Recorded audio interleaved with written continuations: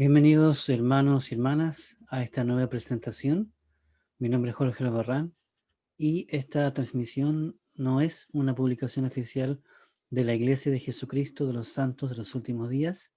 Por lo tanto, yo asumo la responsabilidad de cualquier error que éste pudiera contener. Les invito también a poder visitar mi canal de YouTube que se llama Facetas, donde estamos publicando estas presentaciones. En el día de hoy, nuestro episodio 4, vamos a hacer un repaso muy breve, solamente mencionar lo que vimos en la sesión anterior. Y para ello vamos a ver que el tema fue centrado en las hermanas Marta y María y las analizamos a ellas como modelos del discipulado de Cristo. Vimos también cómo el Salvador, en su calidad de maestro, de rabino, se comporta hacia ellas en la forma correcta, cómo él también siente empatía por ellas en su dolor y cómo él también de esa manera revela estas verdades o principios que vimos al final de la presentación, que son 5. No los voy a leer ahora porque esto ya lo vimos en la sesión anterior, solamente lo hago a modo de recordatorio. Y recuerden que ustedes pueden atrasar esta presentación, detenerla, pausarla para poder leer algún principio, algún punto que quisieran ver con más calma. En esta ocasión vamos a hablar de otra mujer, en este caso una mujer que se destaca también por su fe en Cristo. Ver cómo el Salvador actúa hacia ella, cómo la trata, qué aprendemos de ese trato, y también ver a El Salvador como un modelo perfecto de sacerdote y varón. Y en este caso, esta mujer no nos es mencionado el nombre, pero sí sabemos, por lo que los evangelistas nos indican, que ella había estado 12 años padeciendo una terrible enfermedad.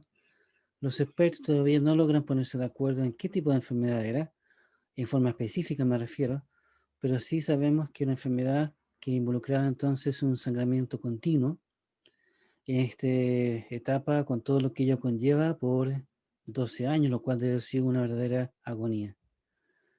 Ahora, lo que tenemos que hacernos como pregunta inicial es, ¿era este un sufrimiento solamente físico? Porque aquí tenemos que ver dos cosas. El sufrimiento físico ya de por sí era terrible, tener esta enfermedad, que había este sangramiento interno, para la mujer ya de por sí debe haber sido una agonía. No sabe las causas, sabemos que intentaron un montón de remedios posiblemente de la cultura hebrea y también ir a médicos. En este caso, Lucas nos informa que ella había ido a muchos médicos, había gastado lo que no tenía y sin embargo no había recibido ninguna cura para su enfermedad. Ahora a esto tenemos que añadirle el contexto religioso y el contexto social para comprender en realidad la magnitud del dolor, del sufrimiento que esta mujer tenía. Para eso vamos a ir entonces a las Escrituras. Vamos a ir a Levíticos 15, de 25 al 30, donde Jehová aquí él indica como una ley que las mujeres durante su periodo menstrual o si tuvieran un sangramiento antes o después de este periodo eran consideradas ritualmente impuras. Pero esta impureza tenía un límite fijo de 7 días, en el cual después ella era ritualmente impura y entonces ella podía ofrendar en el templo y bajo la autoridad del sacerdote, entonces ser nuevamente limpiada. Ahora, esto hay que entender y aclarar que esto no significa que impura ella era inicua. Recordemos que el Señor tiene muchas razones para cuando Él establece un principio o da una ley.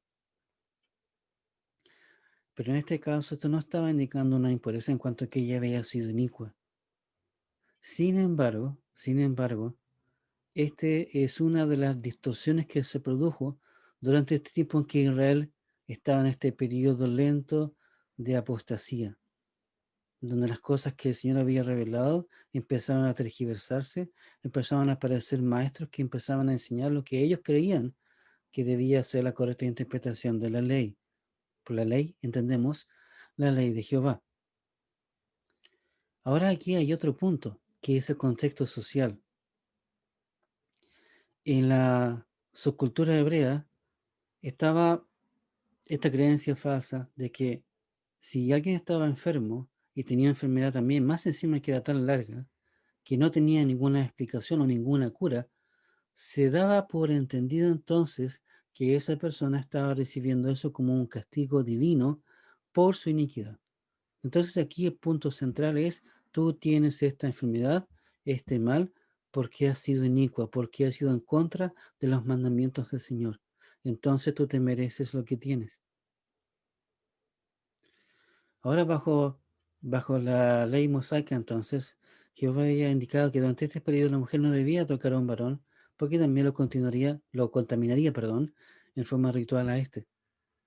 Entonces creo que ustedes se imaginen la situación de esta mujer, que, por un lado, en la parte religiosa debía mantener un cuidado, pero también al otro lado, por la parte social, sus eh, las personas que estaban alrededor de ella eh, empezarían a verla no de una forma correcta, empezarían a verla como una especie de paria, una persona que está inmunda por cuanto ella debe haber desobedecido o debe haber sido muy inicua, por lo tanto, lo ideal sería mantenerse alejado de ella. Entonces aquí hay un problema de una enorme agonía en este dolor durante tanto tiempo que ya uno solamente puede imaginar el cansancio, el dolor físico, la agonía mental y más encima el ostracismo social que ella recibiría por parte de los demás personas a su alrededor, en su contexto, en la calle, quizás en la misma sinagoga, en la iglesia. Entonces realmente uno puede sentir o imaginarse la agonía, el peso constante de día en día. No nos he dicho cómo, pero probablemente podemos inferir que ella en algún minuto escuchó de que había un nuevo profeta y que este profeta tenía y hablaba como si tuviese el poder de Dios y que había hecho milagros. Entonces, como dice Pablo, la fe se origina o se activa al escuchar la palabra verdadera. Tenemos al Cordero de Dios que enseña estas palabras de verdad, ella las escucha y esto tiene que haber activado su fe, una fe en la cual ella no entendía del todo, pero ella sí sabía, sí sentía fuertemente en su corazón que Jesús tenía el poder para poder sanarla de alguna manera. Ahora, en este estado en que acabo de mencionar, este ostracismo social, eh, esta delicadeza espiritual que ella tiene que tener, ella sabía que no podía, por lo que hemos explicado en las sesiones anteriores, acercarse a un rabí, ya que los rabíes no debían enseñar a mujeres, a menos que hubiera un intermediario varón, no podían ser enseñadas porque eran consideradas inferiores en toda esta mezcolanza y distorsión social y religiosa. Entonces ella sabía que tampoco podía ni acercarse a él o hablarle a él y menos tocarlo porque también lo haría impuro. Sin embargo, ella va y va donde está Salvador y acude. Y este es un primer punto esencial que podemos aprender. La verdadera acción, la verdadera fe en Cristo nos motiva a la acción. Ella no solamente se quedó con este deseo enorme, con esta ansia de poder recibir alguna cura de su dolor, sino que ella hizo lo que estaba dentro de su poder y fue donde estaba la fuente que podría salvarla. Ella entonces va, la multitud agolpa a Jesucristo, está lleno de personas. Entonces ella pensaba que de alguna manera, si ella tocara, aunque sea el borde del manto, ella podría ser sanada. Esto entonces es lo que ella nos está indicando y lo que podemos ver es ilustrado en esta imagen.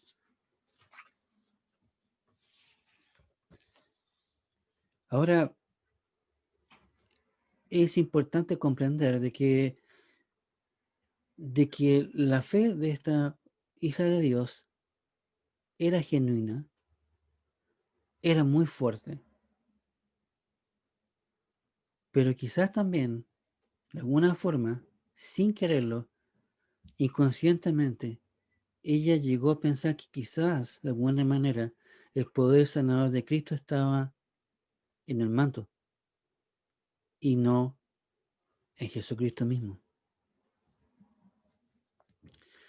Entonces ella va con esta intención, con este plan. Entonces decía, dentro de la multitud, nadie va a saber que fui yo el que lo tocó, porque, porque va a estar tan agrupado de personas, uno contra otro, agrupándose, que nadie va a saber que ella fue.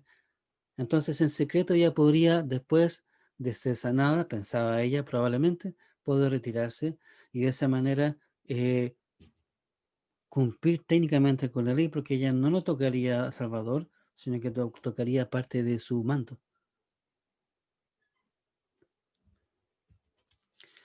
Ahora, para comprender lo que sucede ahora, me gustaría hablarles un poquito de un tipo de vestimenta especial que Salvador probablemente tenía puesto encima de su vestidura. Él tenía entonces la vestidura principal y encima de ella él tenía lo que se conoce en la tradición judía como el talit. ¿Ya? Y lo quiero mencionar ahora. Este es el talit. El talit, hay que recalcarlo, es producto de una revelación de Jehová, el Israel antiguo, donde el Señor les dice al pueblo judío entonces, a los israelitas, que ellos tienen que confeccionar un manto, que ese manto va a ser una forma externa de comunicación o de oración hacia Él, y que este manto debía reunir ciertos requisitos. Tenía que tener entonces este manto hecho de cierto material, tenía que en sus cuatro esquinas tener unos flecos o borlas llamadas tzitzi, como ustedes pueden ver aquí en la imagen, que están con estas flechitas. Ahora, el detalle aquí es muy fino, y eso es lo que quiero mencionar un poquito. Dice que estas cuatro puntas sobresalientes representaban entonces las cuatro letras de Yahvé. En el idioma hebreo entonces no se usa o no se pronuncian las vocales, sino solamente las consonantes. Entonces Yahvé se escribiría con una YHWH. Yahvé. Entonces, cada una de las cuatro esquinas de este talit representaba una letra del nombre de la divinidad.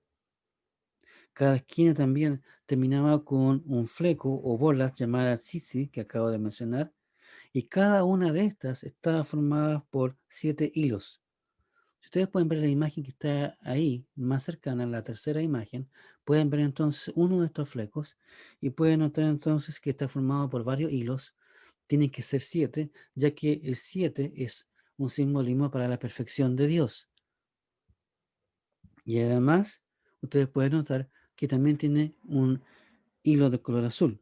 Este hilo de color azul representa un recordatorio de la realeza de Dios, de su condición divina, de su poder.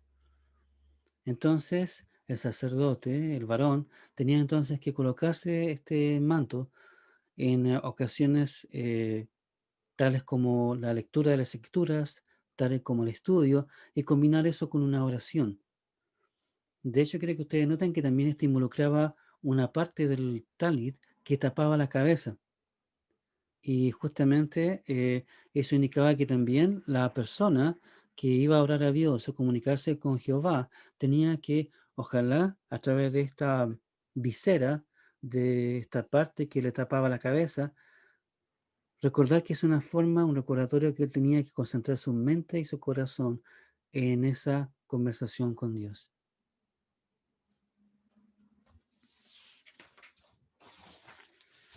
Voy a mostrarles también cómo esto se combinaba con otros elementos de la oración judíos, y ustedes pueden ver aquí entonces en la foto de la izquierda el proceso entonces en el cual un judío se está colocando el talit, y pueden ver que también en la cabeza tiene una especie de cajita pueden ver que también el que está a la derecha sostiene las escrituras, la Torá o la ley, que son los primeros 5 libros de la Biblia que nosotros conocemos, y dentro de estas cajitas habían selecciones o porciones de la Torá. Esto también fue dado por revelación por Jehová a su pueblo, y ustedes pueden ver que las filactorias o tefilín se colocaban tanto en la cabeza, mediante un sistema de correas de cuero, y también se colocaban en el brazo. Cada una tenía una función, cada una tenía un simbolismo exquisito conectado con la divinidad. En el caso de las filacterias en la cabeza, era un recordatorio constante, entonces, de que el pueblo de Dios debía recordar a Jehová continuamente con su mente, pensar en él, meditar en él. Las filacterias o tefilín que estaban en este caso en el brazo y que se anudaban con esta correa de cuero, estaban en el brazo que estaba al lado del corazón, para indicar que la palabra de Jehová también tiene que ser un recordatorio constante en el corazón, tanto en la mente como en el corazón. Y también a la vez, hermanos y hermanas, era una advertencia a Israel de que no debía dejarse conducir solamente por los impulsos del corazón o solamente por la lógica, sino que tenía que ambas estar centradas y concentradas y dirigidas a Dios, tanto en el estudio de su palabra, la ley, como en la aplicación de la misma. Eso en conjunto con la oración.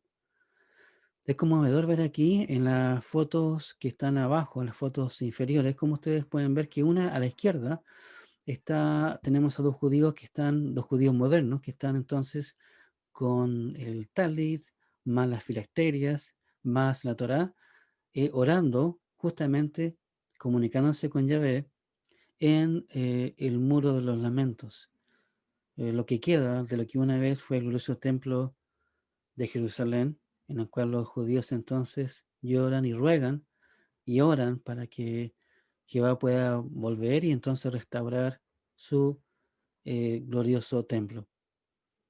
Ya en el lado de la derecha entonces también están en lo que parece ser una sinagoga, donde también ellos están en comunión, en oración, en actitud de adoración.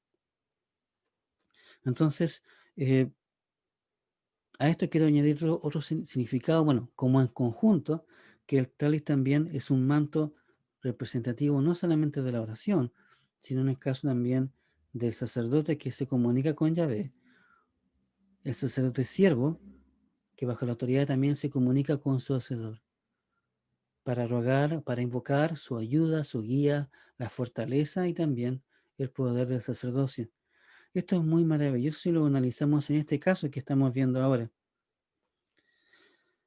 Ahora, para complementar esto y todavía valorar, sopesar lo que pasó en este incidente que conocemos con esta mujer de fe, quiero compartir con ustedes un video. Ya en este video tenemos una especie de instructivo donde se le enseña a miembros de la comunidad judía cómo colocárselo. No solamente el manto es valioso, es maravilloso en el simbolismo que éste tiene bajo la ley mosaica, sino que también tiene un procedimiento, una ceremonia específica en cómo se coloca. Y quiero que veamos esto para comprender más plenamente el significado de lo que esta mujer hizo al acercarse a Cristo. Ya voy a ir tocando voy a ir entonces ahora a colocar este video, voy a ir explicando algunas cosas muy brevemente. Vamos entonces.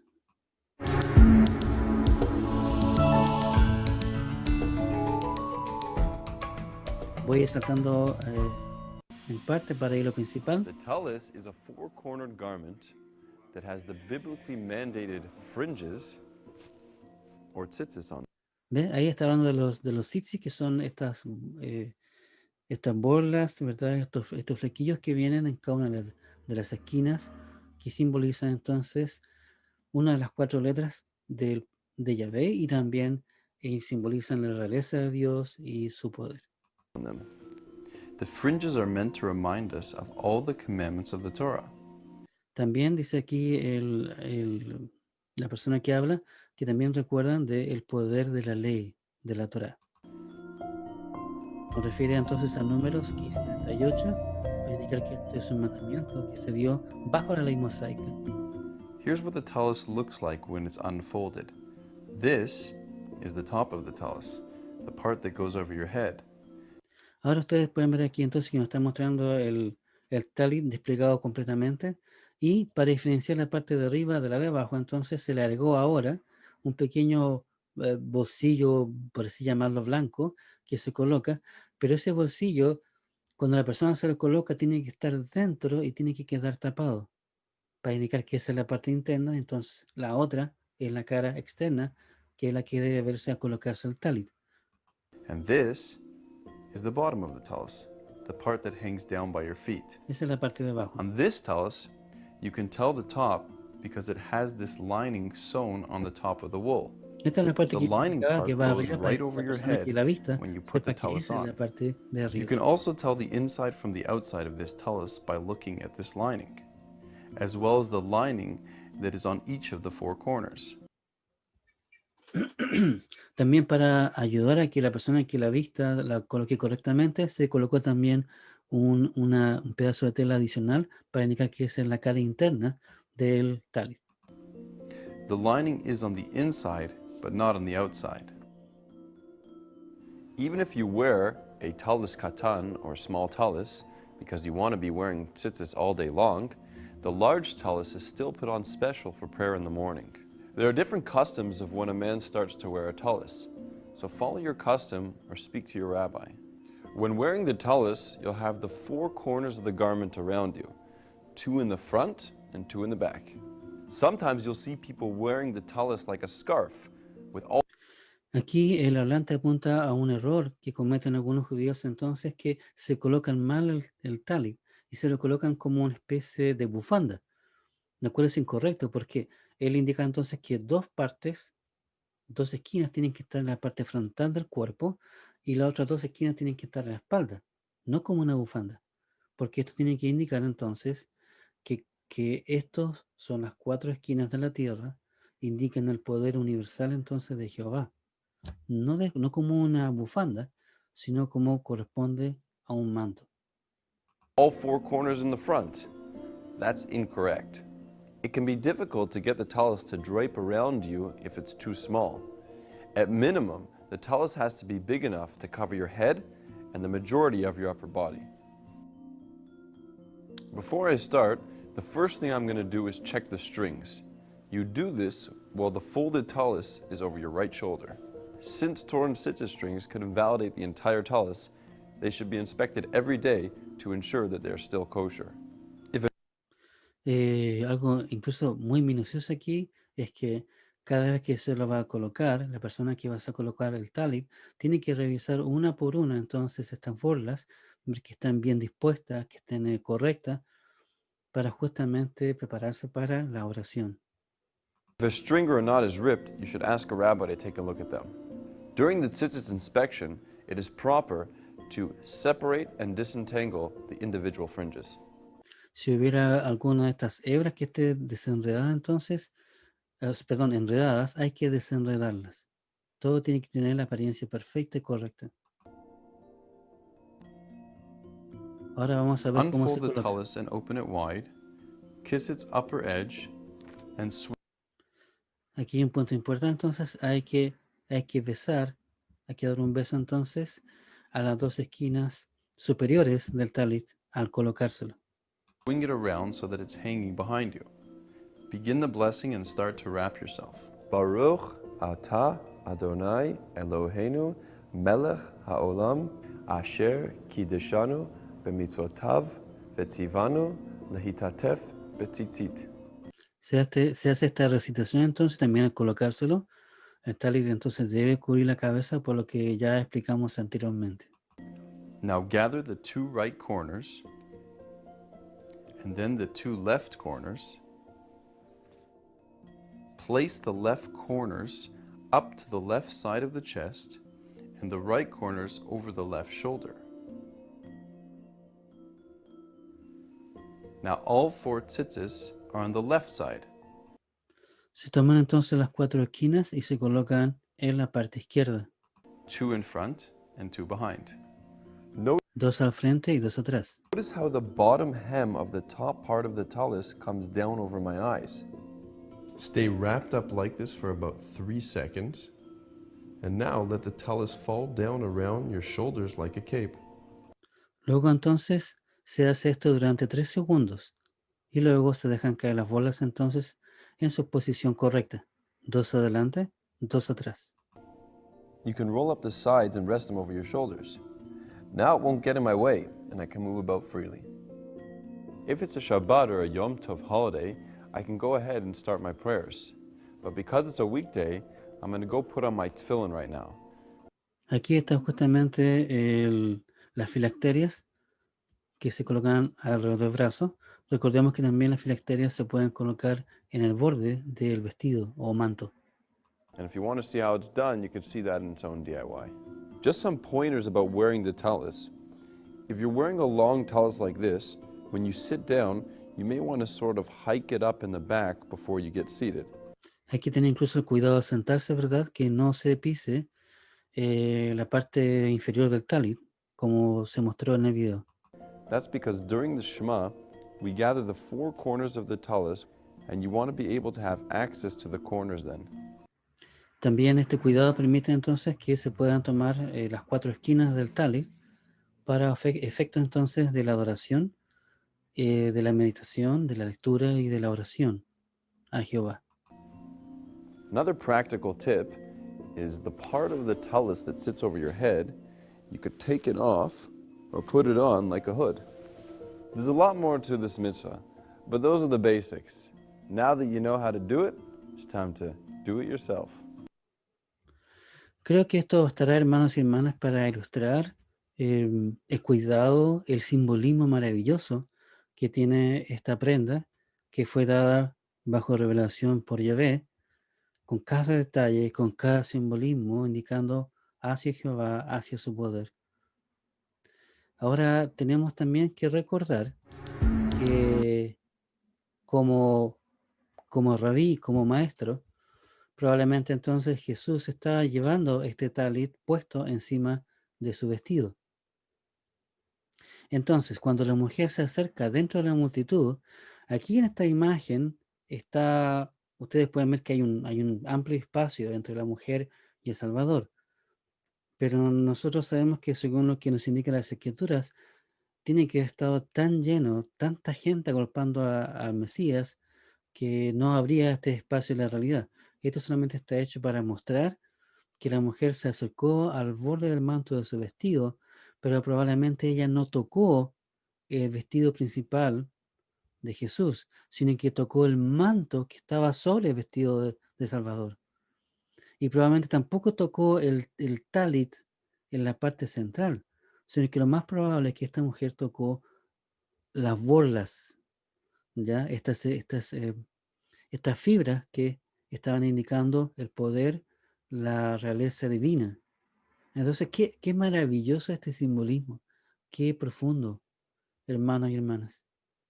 Aquí tenemos entonces una hija de Dios que con fe en Cristo se acerca literalmente a Cristo y toca entonces esta tela que representa el poder de la oración.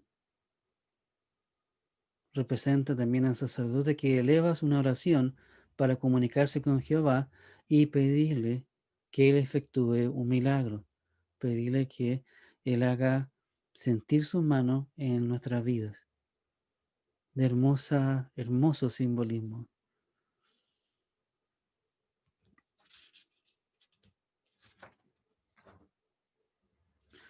Y vemos lo que sucedió entonces a continuación. En Marcos 5, dice el 29, y enseguida la fuente de su sangre, de la enfermedad de esta mujer, se secó y sintió en el cuerpo que estaba sana de aquel azote. Hermanos y hermanas, uno puede solamente imaginarse la sensación que debe haber tenido ella maravillosa, que no podía explicar, pero que tiene que haber sido tan clara que su enfermedad ya había desaparecido. que un poder superior había intervenido en su cuerpo. Y quiero irme ahora, recordemos que el plan probable de esta mujer era que una vez que ocurrió este milagro tan maravilloso y que ella probablemente quiso guardar para sí, ella intentó probablemente salirse de entre la multitud. No sé, quizá alguien pudiera hallarse dado cuenta o podría llamarle la atención porque ella como mujer no podía tocar a un rabí, y menos, aún mucho menos si estaba con un problema de flujo de sangre. Podría haber ella recibido un ataque físico incluso, considerando que lo que quizás ella había hecho podría haber sido tomado por algunos como una ofensa a un rabí, una ofensa a las enseñanzas de Jehová. El 30 dice, luego Jesús, conociendo en sí mismo el poder que había salido de él, volviéndose a la multitud, dijo, ¿quién ha tocado mis vestidos? El 31, sus discípulos le dijeron, ¿ves que la multitud te aprieta y dices, ¿quién me ha tocado? Los discípulos no entendían por qué Jesús estaba diciendo eso. La multitud estaba culpada con él, todos los estaban tocando a él al mismo tiempo. ¿Cómo él podría decir, alguien me tocó? Cuando en realidad todos los habían tocado, porque era tal la cantidad de gente que era imposible que nadie hubiese tocado a nadie. Y sin embargo, él habla de alguien que lo tocó.